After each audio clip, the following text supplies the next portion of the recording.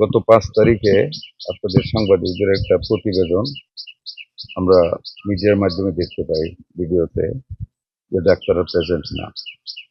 পরবর্তীতে স্টেটমেন্ট দিয়েছে ওনারা নাকি উপরে ছিলেন, আপনারা নিচে ছিলেন।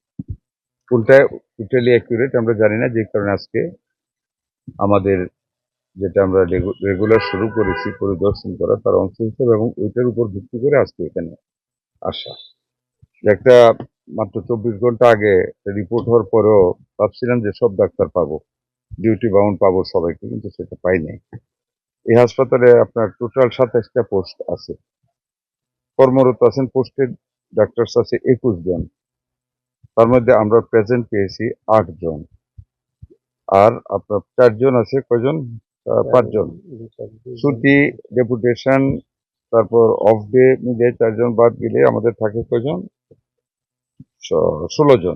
16 জন থেকে আমরা 8 জন প্রেজেন্ট পেয়েছি, তার মধ্যে 2 জন লেট। 8 জনের মধ্যে 2 জন লেট আছে, পরবর্তীতে আরো 2 জন আসছে আরো লেট হবে।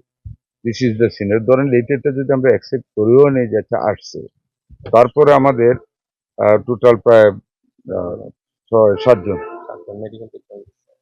7 জনের অ্যাবসেন্ট আছে। ডাক্তারদের জবটা তো সাংঘাতিক মানবিক একটা জব, আমরা তো বিপদে বলে ওনাদের কাছে যাই, ওনাদের হাসি মুখটা দেখলে অনেকটা ভালো হয়ে যায়। আমার কথা হলো চাকুরি তো এটা না, মানুষের সেবা করে দেন। আমরা তো বলতেছি আমরা জনগণের গোড় ধরে আমরা পাবলিক হেলথ কেয়ারটা আমরা পৌঁছে দেবো, চিকিৎসা সেবা পৌঁছে দেবো, পৌঁছাবো তো ডাক্তার সাহেবদের দিয়ে।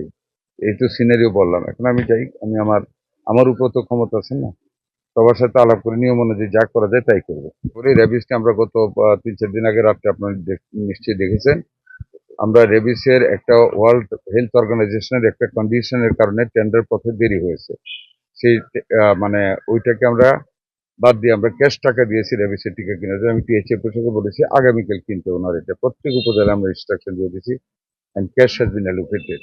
ওনার রেবিস অ্যান্টি রেবিস যেটা একটা মাত্র ইন্ডাস্ট্রি মানে তৈরি করে ইনসেপ্টটা, ওনাদেরকেও বলেছি, তারাও বলেছে তারা রেগুলার সাপ্লাই দিয়ে যাবে, এবং ক্যাশ টাকা দিয়েছে সারা বাংলাদেশে। এখন অ্যান্টি রেবিস টিকার কোনো অসুবিধা হবে না ইনশাল্লাহ।